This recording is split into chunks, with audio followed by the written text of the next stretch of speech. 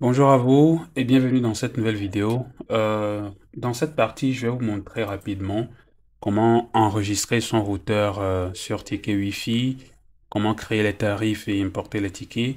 C'est vrai qu'on l'avait déjà montré dans plusieurs autres vidéos, mais étant donné que la plateforme est en amélioration continuelle et que bon, vous pouvez peut-être entre-temps regarder une ancienne vidéo dans laquelle on avait dit quelque chose, mais bon, qui par le temps a fini par être amélioré ou même carrément supprimé.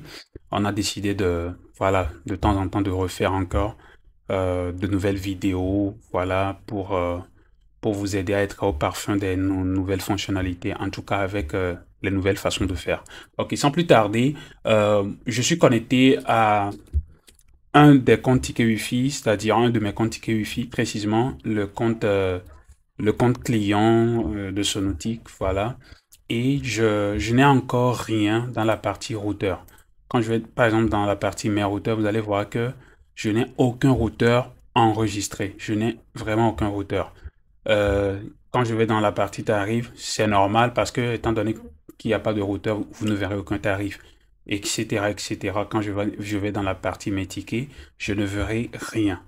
Ok, maintenant, on va commencer. Je vais commencer par enregistrer un premier routeur parce que vous pouvez enregistrer plusieurs routeurs, hein. Mais bon, je pense que dans cette vidéo, pour aller beaucoup plus rapidement, je vais me limiter à enregistrer un seul routeur ou maximum deux. Voilà, bon, je sais pas encore. On va évoluer, on va voir. Ok, je vais enregistrer un routeur que j'ai, un Wi-Fi Zone que j'ai. Voilà, et du nom de Gratos. Je vais l'enregistrer. Je vais faire ajouter nouveau. Et puis, au niveau du nom de routeur, je vais mettre Gratos. Et puis, je vais mettre une description. Bon, c'est vrai que je peux mettre la même chose au niveau de la description. Ça va marcher. Maintenant, on me demande de mettre le nom de domaine de mon Wi-Fi Zone, c'est-à-dire de mon routeur microtique. Et attention, à ce niveau, il faut faire vraiment attention. Il y en a qui parfois mettent quelque chose ici qui ne correspond vraiment pas à ce que leur microtique ou du moins leur système de gestion de hotspot contient. Ici, dans mon Wi-Fi Zone, c'est gratos.net. Et ça me l'a déjà proposé parce que je l'avais déjà saisi dernièrement. Donc, c'est gratos.net. Si je mettais quelque chose d'autre, au lieu de gratos.net, je mettais, je sais pas, gratos.com par exemple. Bon, je vais éviter le point .com. Vous allez penser que il faut pas mettre le point .com. Non, il faut mettre le point .com si c'est ce que vous avez utilisé dans votre Wi-Fi Zone. Si je mets par exemple gratos.wifi, ok, et que en local dans mon Wi-Fi Zone, le nom de domaine de mon routeur n'est pas gratos.wifi, les ventes de tickets vont bien se passer en ligne, tout, mais lorsque le client va vouloir se connecter automatiquement, ça va refuser, ça ne va pas marcher. Ok? Donc, je vous invite à faire bien attention ici. Mettez exactement le nom de domaine avec lequel votre système de hotspot fonctionne. Ok, voilà. Et surtout, ne mettez pas le HTTP ni le HTTPS. C'est pourquoi nous-mêmes, nous l'avons mis de côté et de façon grisée pour éviter que vous le mettiez encore de nouveau. Donc, je continue ce que j'étais en train de faire. J'ai mis le nom gratos. Description, bon, j'ai mis la même chose. Le nom de domaine, c'est gratos.net. Et maintenant, on me demande de choisir le type de routeur. Voilà, ici c'est important. Moi, j'utilise un routeur microtique. Pour l'instant, la plateforme Ticket Wi-Fi supporte les routeurs fabriqués, en tout cas par la marque Microtik. C'est vrai que nous sommes en train d'intégrer actuellement pfSense et plus tard Omada. pfSense est déjà en cours d'intégration. Ça va finir bientôt. Ok, donc je vais évoluer. Pour moi, c'est Microtik. Je vais mettre un numéro de téléphone pour le service client. Je vous explique, c'est quoi ce numéro de téléphone?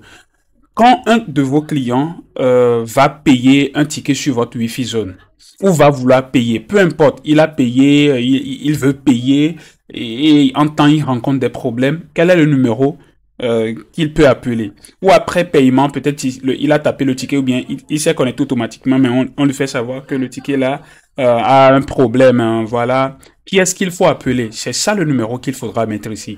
Vous n'êtes pas obligé de mettre directement votre numéro personnel si ce dernier ne sert pas d'assistance pour votre clientèle. Mais si vous utilisez votre numéro personnel pour faire aussi de l'assistance clientèle, il n'y a pas de problème, vous pouvez le mettre.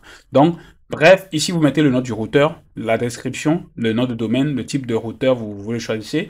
Au cas où, voilà, je précise ceci, au cas où certains d'entre vous, vous ne voyez pas le champ type routeur, ne vous inquiétez pas, continuez le reste, ok? Voilà, il se peut qu'entre-temps, bon, voilà, des choses soient modifiées, mais pour l'instant, dans cette vidéo, on voit qu'on nous demande de choisir un type routeur. Donc, vous le choisissez et puis, bon, voilà, vous mettez un numéro de téléphone pour vos clients et puis vous cliquez sur enregistrer. Dès que vous cliquez sur enregistrer, voilà, moi j'ai eu une erreur. Je vais vous expliquer aussi à quoi sert, en tout cas, que signifie cette erreur. J'ai voulu enregistrer un routeur ou bien un Wi-Fi zone du nom de gratos. On me met, bon, c'est vrai que c'est en anglais, duplicate in try, pour dire que le nom gratos a été dupliqué. Ça a été déjà trouvé dans le système. Donc, pour éviter ça, je retourne en arrière et moi, je vais mettre plutôt gratos-test. C'est le nom qui est important, hein. C'est le nom qui crée des duplicata ou pas. La description, on peut s'en passer. Donc, je précise, ça me donne même l'opportunité de vous le préciser. Quand vous mettez un nom comme ça, vous obtenez une erreur, duplicate and try. Après, on pourra personnaliser le message de sortie d'erreur, comme ça vous aurez beaucoup plus de clarté dedans. Mais du moment où vous voyez duplicata ou bien duplicate, sachez juste que ce que vous avez mis comme nom existe déjà. Quelqu'un l'avait déjà utilisé. Voilà. Donc, moi, je mets gratos test et puis vous allez voir que normalement, ça devrait marcher. Je clique sur enregistrer. Vous allez voir que ça devrait marcher. Voilà. J'aime les tutoriels comme ça parce que on rencontre des erreurs corrigées. Les tutoriels trop parfaits, parfois ça ne nous aide pas parce que les clients pensent qu'il y aura jamais d'erreur. Voilà. Donc, étant donné qu'on a rencontré une erreur, ça nous aide plutôt à prévoir déjà certaines questions qui peuvent arriver. Entre-temps, j'ai mis le nom de mon routeur, mais ça ne marche pas, ça me met dupliqué. C'est quoi cette erreur? Vous comprendrez déjà que le nom que vous avez mis, quelqu'un d'autre l'avait déjà choisi. OK? Donc, il va falloir peut-être modifier légèrement le nom. OK, je vais évoluer. Je fais cette parenthèse aussi ici. Vous voyez qu'il y a un message en haut. C'est vrai que je n'en ai pas encore parlé. On va revenir là-dessus dans une vidéo, mais je fais cette parenthèse pour dire que nous avons une plateforme appelée Microtunnel, disponible sur microtunnel.com, qui va vous permettre voilà, d'accéder à vos routeurs MikroTik à distance via Winboss, Webfig, Micmon online, bon, ou bien Micmon en local par vous-même. Bref, on va revenir dessus. Donc, vous pouvez déjà cliquer sur le lien là pour aller découvrir la plateforme et puis bon, que vous créez un compte dessus. C'est très facile d'utilisation. Si vous rencontrez des problèmes, écrivez sur le plus 228 90 78 13 18 pour demander assistance. Et je précise qu'il faut écrire aux heures d'ouverture. Nous sommes dans un pays où les heures, c'est à GMT plus 0, c'est-à-dire l'UTC. Nous sommes sur l'UTC. Donc, en fonction du pays où vous nous écrivez, tenez compte du fait que nous sommes à GMT plus 0. Donc, les réponses, c'est aux heures d'ouverture que nous les envoyons. Merci. Donc, on va continuer. On va enregistrer un tarif. Je peux cliquer sur mes tarifs. Hein, et puis, bon, il y a encore aucun tarif. Je clique sur ajouter nouveau.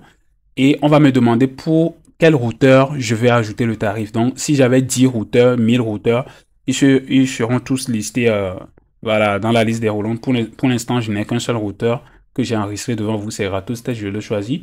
Je mets un tarif, par exemple, je mets 5 heures 100 francs.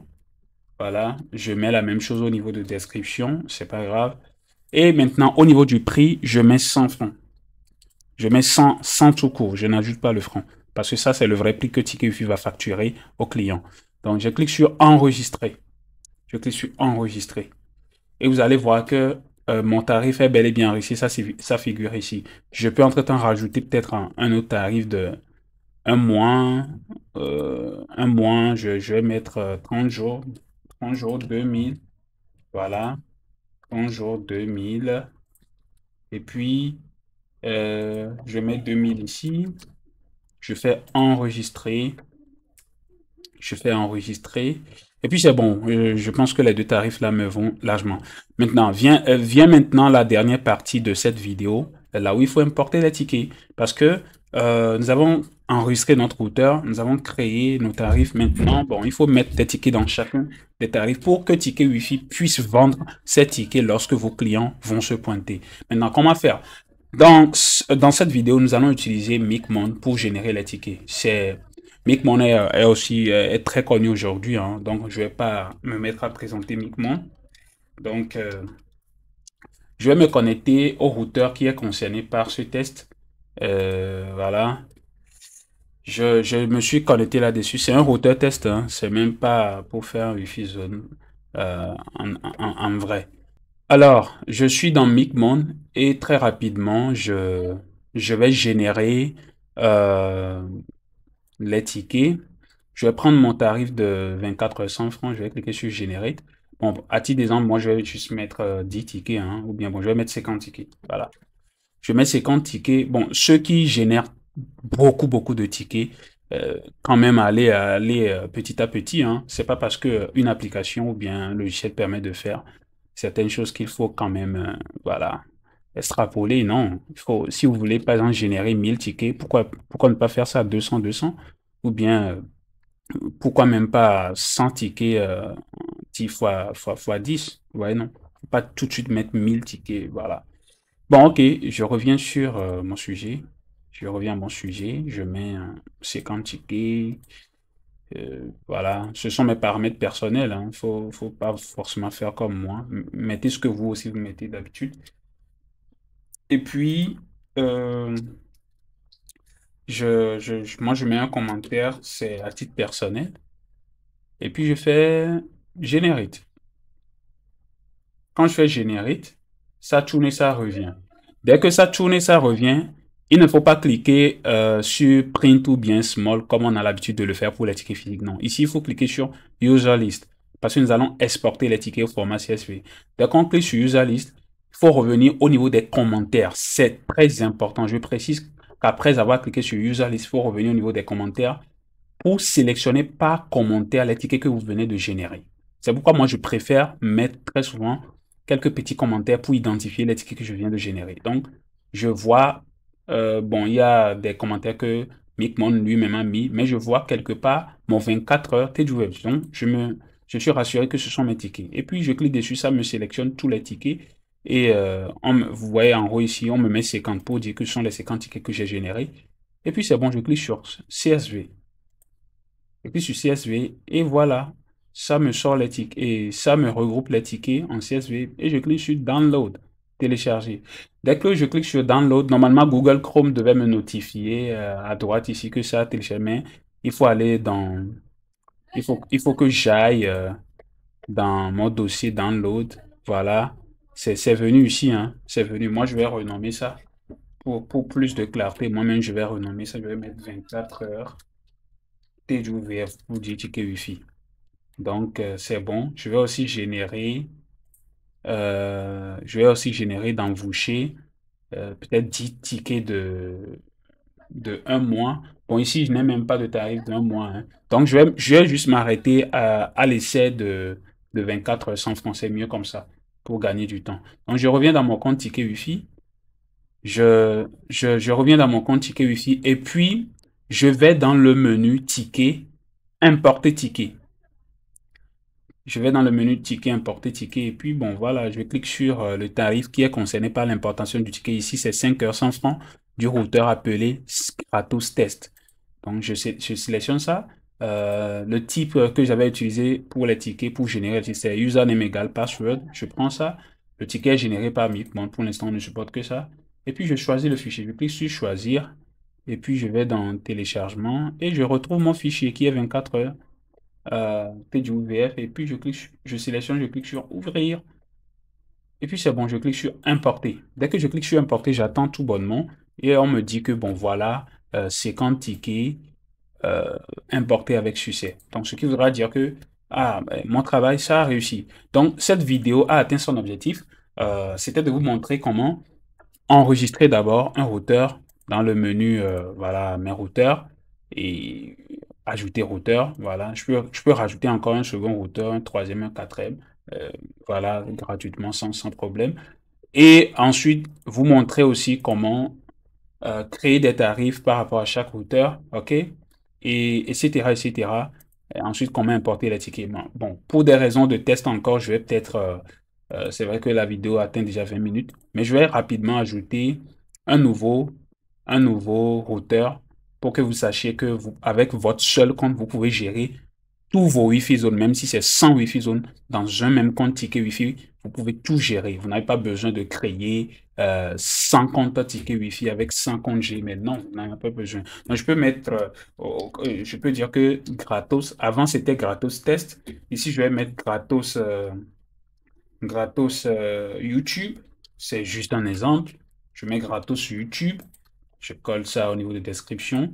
C'est toujours gratos.net, hein. Ça ne me dérange pas.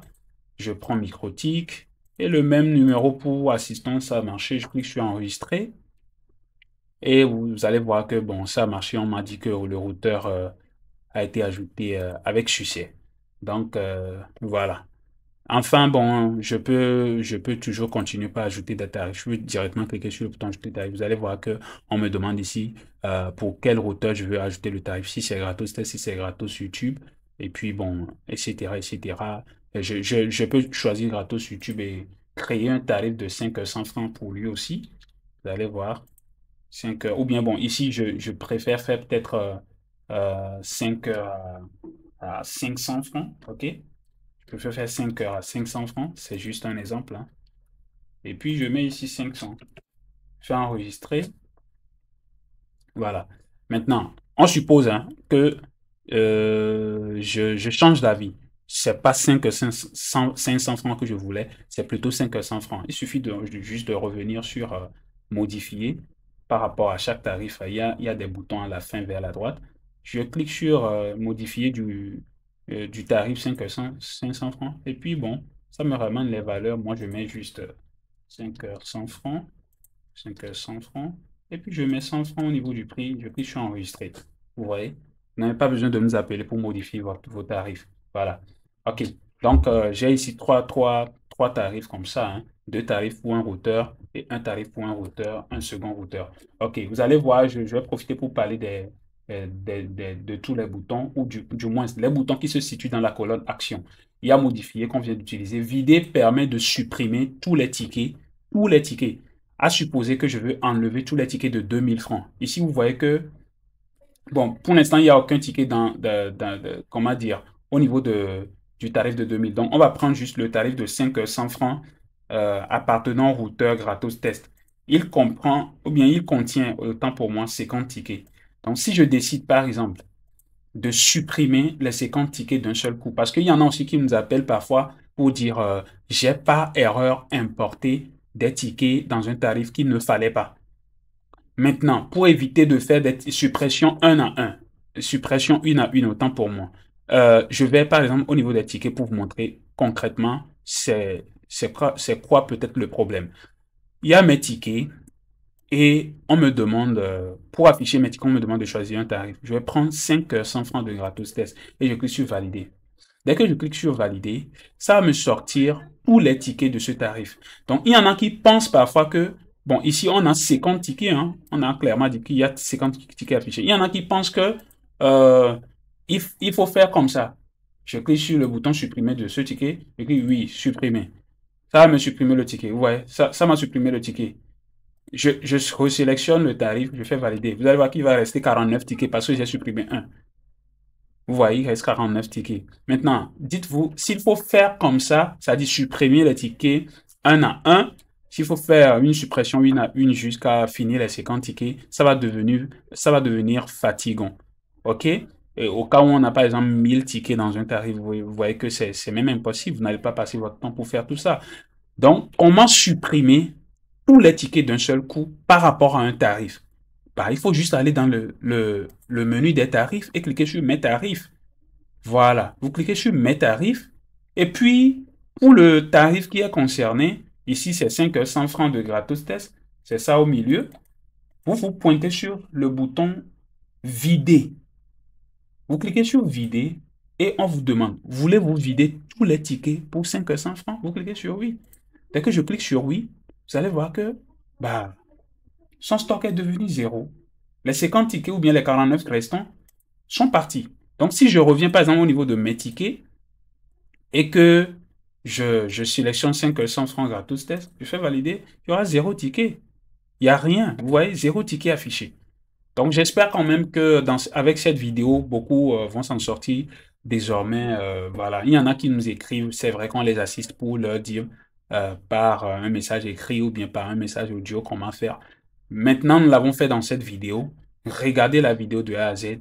Vous allez voir que c'est hyper facile à faire. Vous pouvez même supprimer les tarifs. Quand vous allez dans mes tarifs, vous pouvez même supprimer des tarifs.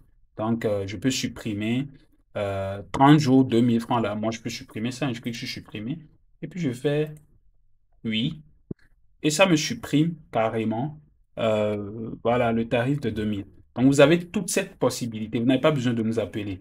Pour ce qui est du code de tarif, nous allons en parler dans une vidéo qui va parler de l'intégration du bouton de paiement. OK, merci beaucoup et je pense qu'on a fait le tour. Si vous avez des questions, n'hésitez pas d'écrire sur WhatsApp au plus le 128 90 78 13 18. Et surtout, ne regardez pas cette vidéo et puis restez les bras croisés. Encouragez-nous. Abonnez-vous à notre chaîne YouTube et puis activez la cloche de notification. Activez toutes les notifications comme ça. À chaque fois qu'on envoie une vidéo, vous êtes notifié en premier. Et puis, voilà, vous pouvez commenter les vidéos pour nous encourager. Si vous avez des questions, vous avez des apports, des propositions, des suggestions, là, écrivez-nous directement sur WhatsApp. Et pour que ça aille vite, ceux qui laissent des emails, c'est bien, mais nous privilégions la communication en étant beaucoup plus proche de vous en tant que client sur WhatsApp. Donc, merci, on se dit à la prochaine dans la vidéo sur les intégrations.